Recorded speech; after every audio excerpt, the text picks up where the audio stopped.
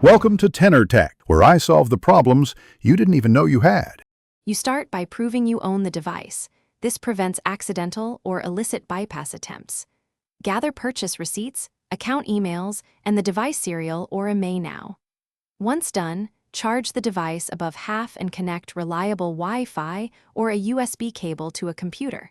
Make sure to note the exact model and OS version. Manufacturers require those details. This step speeds up verification and ensures you can use official recovery tools without creating security risks.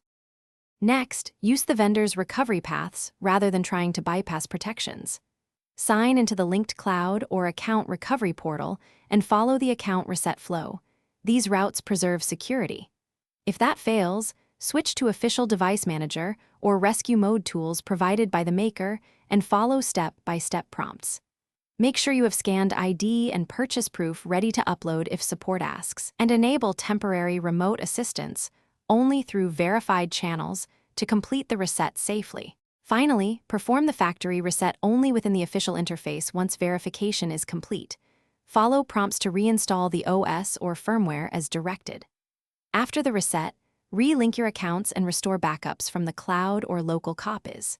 If something goes wrong, failure to verify, restore errors, or activation locks, contact manufacturer support immediately, provide your reference numbers and proof of ownership, and request escalation. This keeps the process legal, secure, and reversible when possible. Thanks for watching. Subscribe to keep your life in tune.